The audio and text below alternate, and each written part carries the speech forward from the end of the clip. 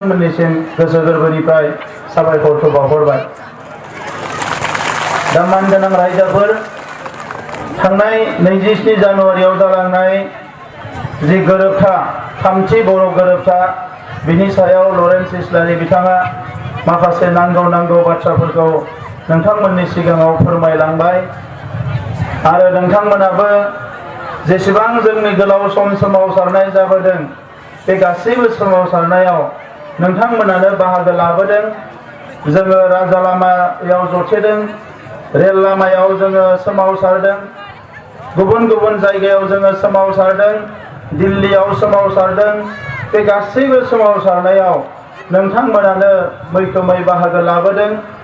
दा बेजों लोगोसे थांनाय गोलाव सम BLT नि सोमावसारनाय, NDB नि सोमावसारनाय, दुलाराय बर' फरायसा आफादनि सोमावसारनाय आरो बर'नि गुबुन आफादनि सोमावसारनायाव जायफ्रा जिउ गारनांबाय, जायफ्रा थै होनांबाय, जायफ्रा दिनै बेंगुरा जानांबाय, बिथांमोननि खाथियाव आंनि गोसो गोरबोनि खुलुमनाय सिबिनायखौ बावहरबाय। आरो जाय नोंथांमोना जोंनि बे जोहोलावफोरखौ, जोंनि बे मावथिफोरखौ ओंखाम जाहोनांनायाव, बायदिसिना जायगा होनायाव, जोथोन लानायाव पुलिस मिलिटारिफोरजों गाज्रि आखल दिन्थिजानायनि थाखाय एबा साजा मोननांनायनि थाखाय आं नोंथांमोननि खाथियाव गोथौ दुखु मोननाय फोरमायहरबाय। এই সময়ত মই আপোনালোক সকলোকে ধন্যবাদ জনাইছো কি আজি এই BTC অঞ্চলত শান্তি স্থাপন হৈছে। যদি ইয়াত যদি অস্ত্ৰ আৰু হিংসা মুক্ত সমাজ গঢ়িব পৰা এটা পৰিৱেশ যদি আহিছে, ইয়াত আপোনালোকৰ যথেষ্ট অৱদান আছে। এই অঞ্চলৰ বিভিন্ন জনগোষ্ঠী, আদিবাসী, গোৰ্খা, রাজবংশী বিভিন্ন জনগোষ্ঠী, বঙালী সবে মিলি পেলাই আমি একেলগে এটা সুস্থ সমাজ গঢ়াৰ কাৰণে সবে কাম কৰি আছো। আৰু সেই সবে ইয়াত পৰিশ্ৰম কৰিছে, সবে মিলি কাম কৰিছে, এজনে আনজনক সন্মান দিছে, মৰম দিছে। সেই কাৰণে আজি আমাৰ অঞ্চলটো পুনৰ এটা শান্তি স্থাপন কৰিবলৈ সক্ষম হৈছে। दा मानगोनां रायजोफोर, नैबे समाव आङो बेखौनो बुंनो सानो कि नैबे गोरोबथानि गेजेरजों NDB-नि 33 बोसोर सोमावसारनाया दिनै मोनसे मान सन्माननि गेजेरजों मोनसे फिनिशिंआव फैदों एबा जोङो मोनसे सलुशनाव फैदों आरो मोनसे मोजां मोनसे सुस्रांजादों जेंनाया होननानै जोङो बुंनो हायो। बे थांनाय गोलाव समाव सोमावसारनायनि मुङाव जोंनि न'खरनि मानसिफ्रा, जोंनि गामिनि मानसिफ्रा, जोंनि ओनसोलनि मानसिफ्रा जोबोद मोनसे दुखुनांथाव गिख्रंथाव थासारिनि गेजेरजों जिउ खुंनांगौ जादोंमोन। जायफोरनि न'खराव सिलाय लाग्रा एबा सोमावसारग्रा बिग्रायारि गैया, बिथांमोना मोजाङै बुजिनाय नङा। नाथाय जायफोरनि न'खराव जांख्रिखांग्रा सोलाय बिग्रायारि जोहोलावफोर दङ, जायफोर हाग्रायाव थांनानै दङ, जायफोर गुबुन जायगायाव दङमोन, जायनि जिउआ अराय सम खैफोद गोनांमोन, बिथांमोननि न'आव बिथांमोननि बिमा बिब' बिनानावफ्रासो मिथिगौ बिथांमोना बोरै जिउ खुंदोंमोन। दा बै समाव जोंनि न'खरफ्रा जोबोद दुखु, अराय सम दुखुआव थानो गोनां जादोंमोन। दा बेनिखायनो जों नाजादोंमोन कि जोंनि बर' बिमाया, सोरनिबा बिनानावा, सोरनिबा न'खरनि सोद्रोमाफ्रा जुदि सान्ति मोननांगौब्ला जोंनि बे जेंनाया जोबनांगोन। आरो दिनै जोङो बेखौनो मोननो हाबाय कि बे जेंनाया जोबनाय लोगो लोगोनो जोंनि माखासे जोहोलावफ्रा न'आव फैनानै गावनि गथ' गथायजों, गावनि न'खरनि मानसिफोरजों मोजाङै आलो गोजोनै संसार जानो हानाय जाबाय।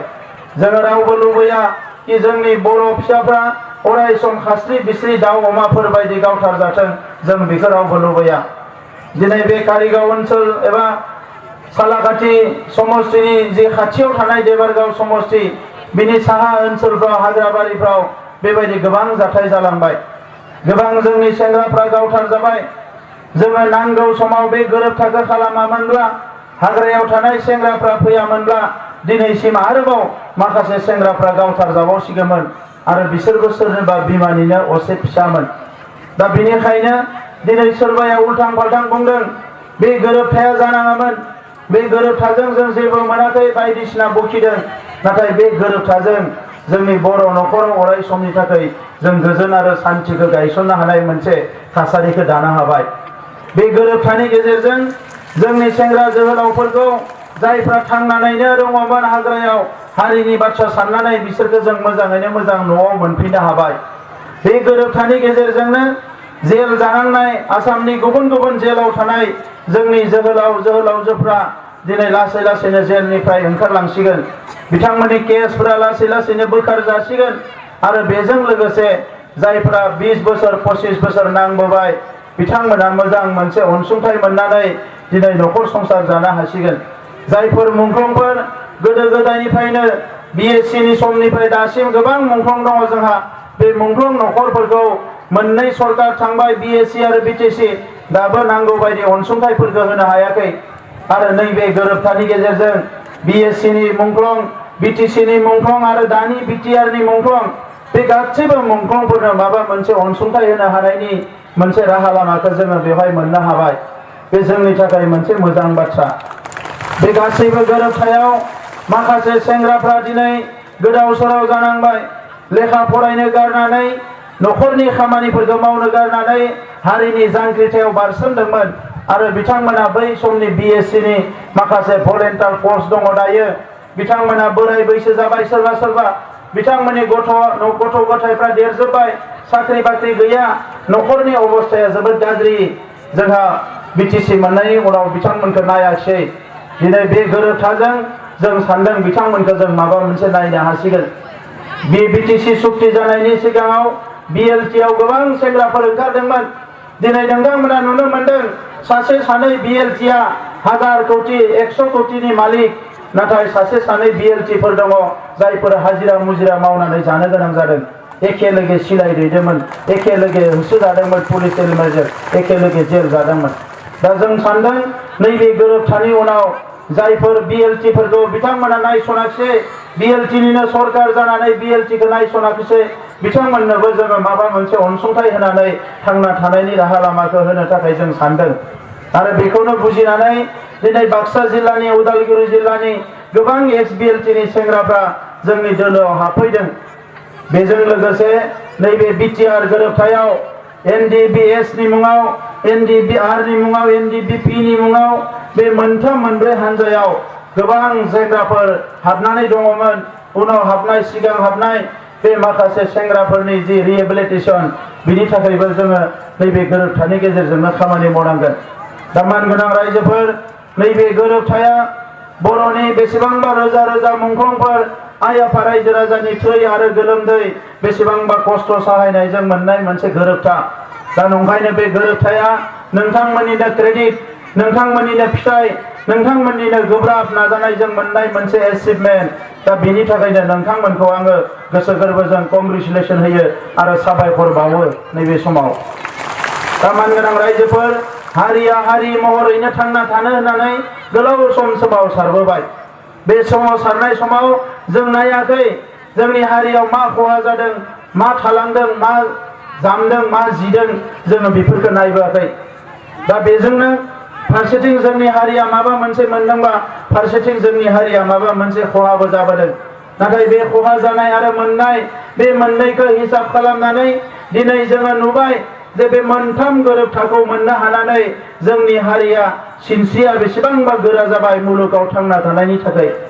मोनसे समाव मालायजों नासयजानाय, सोबख'जानाय, थगायजानाय, गादबजानाय, जोंनि फरायसालिफोरखौ प्रभिन्सियेलाइज खालामा, जोंनि कलेजफ्राव माने फोरोंगिरि होआ, जोंनि लामा सामा दालां जाम्फैफोरखौ बानायनानै होआ, जोंनि मानसिफोरनो साख्रि बाख्रि होआ, बे गासैखौबो सुफुंनो थाखाय सोमावसारदोंमोन। नाथाय बे सोमावसारनानै जोङो जेखौ मोनबाय, थांनाय 2003 मायथाइयाव जि BTC गोरोबथा जाबाय, बे BTC गोरोबथा जानायनि उनाव जोंनि मानसिफ्रा बयबो हास्थायदोंमोन कि जोङो एसे एनैब्लाबो जोंनियाव मोनसे सोलायनाया फैगोन, जोंनियाव जौगानाया फैगोन। मालायनि खुंथायनि सिङाव थानानै हारिया देबोर नांनाय बायदि जादोंमोन। जोंनि गासैबो बिथिङाव जोंहा जौगायाखैमोन। जोङो एब्ला माबा नङा माबा मोनसिगोन। नाथाय नायैनो 17 बोसोर थांबाय।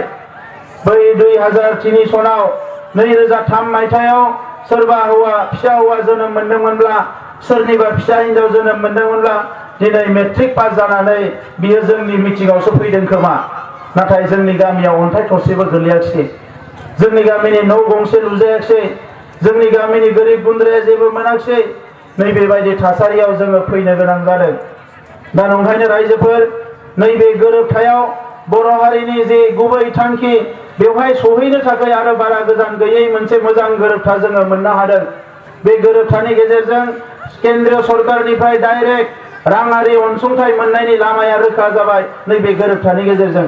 बे गोरोबथायावनो DCSP खौ जोंनि खाथियाव मोननो हाबाय जोङो। थांनाय गोरोबथायाव DC खौ जों बाहायनो मोनामोन, दायो जोङो डिप्युटि कमिशनारखौ बाहायनो मोननाय गोहोआ जोंनियाव फैबाय। बे गोरोबथानि गेजेरजोंनो जोंनि जिखिनि हारिमु राव थुनलाइ जौगानाय बे गासैबो खामानिखौ मावफुंनानै लानो हानायनि सुबिदाया जोंनियाव फैबाय। दिनै बर'फोरनि राव थुनलाइ जौगानो थाखाय जोङो खेराइसालि बाथौसालि बायदिसिना मोननो हाबाय। आरो माखासे माइनरिटि डेभेलपमेन्ट बर' हारिनिनो माखासे जायफोर गुबुन गुबुन धोरोमफ्राव दङ बिथांमोना बे माइनरिटि डेभेलपमेन्टनि रांजों गावसोरनि बायदिसिना थानसालि गिर्जा लुनो हानायनि लामाफोरखौ मोननो हागोन। दा बे गासैबो सुबिदाखौ बे गोरोबथायाव जोङो मोननो हादों।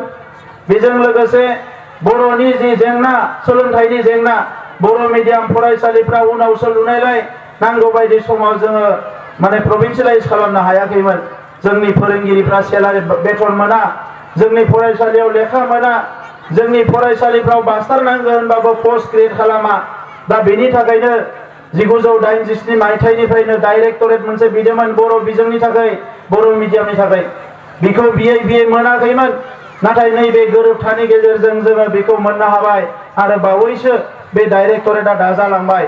दिनै बर' बिजोंनि डाइरेक्टरा नैबे बोसोरनिफ्रायनो नांगौ बायदि पस्ट क्रिएट खालामनायनि प्रप'जेल होनो हागोन, स्कुल कलेज गायसननायनि प्रप'जेल होनो हागोन, जोंनि सिलेबास जोंनि केरिकुलामफोरखौ थिक खालामनायनि जोंनि बे डाइरेक्टरा खामानि मावनो हासिगोन। दिनै बर'नि जारिमिनखौ फरायनो मोना जोङो, जोंनि जि केरिकुलाम जोंनि सिलेबासफोरखौ मालायफ्रा बानायो, जायनि थाखाय जोङो गोसो जाब्लाबो जोंनि हारिनि जोंनि हारिमुनि जोंनि जारिमिनारि बाथ्राफोरखौ सोनो हाया। नाथाय बे कारिकुलामखौनो जों बानायनो मोननाय लोगो लोगोनो जोंनि डाइरेक्टरेटखौ जोङो मोननाय लोगो लोगोनो दिनै जोंनि सिलेबासखौ जों बानायना लानो हासिगोन। जोंहा गोबां खाबु फैबाय। बेजों लोगोसे सा सानजा भारतआव गंसेबो रायजोआव गंनै गंथाम इउनिभारसिटि गैया, नाथाय नैबे गोरोबथानि गेजेरजों जोङो बिटिआर काउन्सिलाव मोनसे काउन्सिलसो बेवहाय जोङो गंथाम इउनिभारसिटि मोननो हाबाय, गंनै मेडिकेल कलेज मोननो हाबावबाय जोङो, गंसे इन्जिनियारिं कलेज NIT मोननो हाबाय, नेशनेल स्टेडियाम मोननो हासिगोन। क'क्राझार जिल्लानि बबेबा मोनसे जायगायाव रेल डाब्बा बानायनाय रेल क्रस फेक्ट्रि जों मोननो हासिगोन आरो बेफोरजों जोङो बेसेबांबा जौगानो हागोन। दा मानगोनां रायजोफोर, गोरोबथाया जालांबाय थायो, हारिया जौगाया, दिनै गामिनि गोरिब गुन्द्राफ्रा जौगाया, बेखौ लानानै जोंनि हारिया दिनै गोबां समाव सानो जे बेजों जोंहा मा जागोन। जोंनि आइ आफाफ्रा बुंनो रोङा, माबा मोनसे बुंगोन लिडारफ्रा गाज्रि मोनगोन, ओंखाम मोनजायाखैना दै गांदों, ओंखाम मोनजायाखैना माबा मोनसे उखैदों, जेबो बुङा। मानोना जोंनि हारिनि आखलानो बिदि जोबोद नोरोम हारि। दा बेनिखायनो जोंनि लिडारफ्राबो थगायदों। लामा न' सेरावनो जोंहा BTC नि सिटनि न' दङ देबारगावआव, गावनि जायगायाव गावनि न'खरनि सोरनिबा साख्रि बाख्रि होजोबना लाबाय, हा धन सम्पति गावहा मावजोबना लाबाय। नाथाय साहा ओनसोलाव बबेयाव मा जादों मा जायाखै नायाखिसै, खोला ओनसोलाव मा जादों नायाखिसै। दिनै गोबां बर'फ्रा रिक्सा आला थेला आला बन फानना जानाग्रा जौ फानना जाग्रा जाजोब्बाय। बिसोरनि थाखाय जेबो एसेबो बिथाङा सानाखिसै, जायनि थाखाय दिनै जों राजखान्थियाव फैनो गोनां जादों। जोङो राजखान्थियाव फैगोन होनना मालाबाबो सानाखैमोन रायजोफोर। दिनै जे राजखान्थियाव फैनो गोनां जाबाय, बिथांमोना जुदि रायजो राजाफोरखौ नांगौ बायदि अननाय मोनब्ला, रायजो राजाखौ जोथोन लानाय मोनब्ला जोङो दिनै राजखान्थियाव फैनांगौनि गोनांथियानो गैयामोन। बे थांनाय जुगे जुगे बै गोलाव समाव जोंनि ओनसोलनि रायजो राजाफोरखौ नांगौ बायदियै जोथोन लायैखायनो दिनै जों थिग खालामदों थांनाय 70 बोसोराव खोला ओनसोलनिफ्राय जौगानायनि खामानि मावबोबाय, एबार जोङो सा ओनसोलनिफ्राय जौगानायनि खामानिखौ मावगोन। मानोना बे ओनसोला गोबां नेग्लेक्टेड जानानै दङ। बे ओनसोलनि हा हुनि मोनथायखौ होनाय, बे ओनसोलनि लामा सामा, बे ओनसोलनि स्कुल, दै मोनलोंनाय जेसेबां जेंना दङ बे ओनसोलाव साहानिफ्रायसो जों खामानिफोरखौ मावबोगोन। दा बेखौ जोंनि पलिसि हिसाबै जोङो थिग खालामदों। बिनि अनगायै भारत सरकारा बुंदोंमोन जायफ्रा पाक्का न' गैया बिसोरनो गंसे गंसे पाक्का न' लुनानै होनांगोन। जायफ्रा दिनै साख्रि बाख्रि गैया बिसोरनो जब कार्ड होनांगौ। साफ्रोमबो मानसिनो जब कार्ड होनांगौ। जब कार्डल' नङा, जब कार्ड होनायनि उनाव 100 दिननि खामानि होनांगौ। नाथाय बे 100 दिननि खामानिया बहा जब कार्डखौ होबाय गावसोरनो लांफिनबाय जब कार्डनि मुङाव 500,000 थाखा होयो गावसोरा 8,000 10,000 बरननानै जायो दा नंखायनो रायजोफोर जोङो दिनै बिजिरनानै नुबाय अबस्थाया जोबोद गाज्रि आरो बिथांमोनखौ निमाहा होनो हानायनि अबस्थायावबो गैया नंखायनो जों हिसाब खालामजोबनानै बरनजोब्बाय कि जोंनि सरकार फैनाय लोगो लोगो जायफोर दिनै PMYनि न' होगोन होननानै फैसा जादों न'खौ मोजाङै लुफुङाखै जायफोरानोखि जब कार्डनि फैसा जादों बे मानसिफोरखौ साफा साफा नागिर केस होनानै जेलाव सोजोबनायनि बेबस्था खालामनो जों थिग खालामदों आरो बेजों लोगोसे जोंनिफ्राय जों सेन्सास खालामदों दायो जोङो सार्भे खालामगासिनो दङ बेसेबां मानसिया न' गैमारा जों बेखौ सार्भे खालामदों बेसेबां मानसिया अटल अमृतनि कार्ड मोनाखै जों बेखौ सार्भे खालामदों बेसेबां मानसिया रेशन कार्ड गैया जों बेखौ सार्भे खालामदों आरो जों थिग खालामदों जे सरकार दानायनि बोसोरसेनि गेजेरजोंनो जेसेबां न' नांगौ लुना होनाय रेशन कार्ड नांगौ होनाय लेट्रिन जिखिनि गभर्नमेन्टनिफ्राय स्किम दङ बेखिनिखौ बोसोरसेयाव जेरैखि जाया इमप्लिमेन्ट खालामनो थाखाय जों मोनसे थांखि लादों ओंखायनो जों सार्भे खालामदों आरो नोंथांमोनखौ बुंनो नागिरदों आङो एटलिस्ट अन्तत माने गोरिब गुन्द्रानि जिखिनि स्किम दङ बे स्किमाव जाहाथे रावबो थाइसेबो थाखा होआ न'नि मुङाव नोंथांमोना थाखा होनाङा जब कार्डनि मुङाव थाखा होनाङा साख्रिनि मुङाव रावबो थाखा होनाङा बेबायदि थाखा होनो हानायमोनब्ला बर' हारिया आलादा रायजोखौनो बिनाय नङामोन ओरैनो बायै जागौमोन दा नंखायनो दिनै जोंनि थाखाय जोंनि सोमावसारनाया बोर ना साव जाखो होननानै जोंनि मानसिफ्रा सोंनो हमदों एसेबां पुलिस मिलिटारिजों बुख्रेब जानानै सिलाइ बारुदजों गेलेनानै बेसेबांबा खास्रि बिस्रि थासारिजों फैनानै दिनैनि समाव गावनि मानसियानो गावनि मानसिनाव साख्रि बायना लानो गोनां जायोबा बिनिख्रुइ दुखुनांथाव आरो मा थानो जोबोद दुखुनांथाव जादों रायजोफोर दा नंखायनो नैबे समाव आं बेखौनो बुंनो सानदों जे बड'फाया जि सिमांखौ नुदोंमोन मोनसे गेरेमसा हारि दानाय बे सिमां बे हाबाफारिखौनो लानानै जों दावगागासिनो दङ आरो फैबाय थानाय समाव मोनफ्रोमबो बर' गामिखौ साबना हामना खालामनाय बिनि थानसालि लुनाय गामिनि बायदिसिना क्लाब आइजोफोरनि अफिस हौवाफोरनि अफिस बायदिसिना माने लाइब्रेरि लुनाय मोनफ्रोमबो गामिखौ आदर्श गामि हिसाबै खालामनानै खेराइ सिफुं खाम सिफुं थानाय गासैबो रोखोमनि मोनसे आदर्श गामि जानो हानाय बे खामानिखौ मावफुंनो थाखाय जोङो आखायाव लादों जोंजों लोगोसे गुबुन हारिफोरखौबो जौगाहोनांगोन बिथांमोनाबो जोंजोंनो गोबाव सम थाबोबाय एखम्बा फिसा बाथ्रायाव एना एनि जानानै जोङो नांलाय खमलाय खालामदों मालाबा आदिबासीजों बर'जों नांलाय खमलाय जादों नाथाय खहाया मोननैयाबो जादों मालाबा माइनरिटि मुसलमानजों बर'जों नांलाय खमलाय जादों खहाया मोननैयाबो जादों दा दिनै जोङो मोनसे मोजां थासारियाव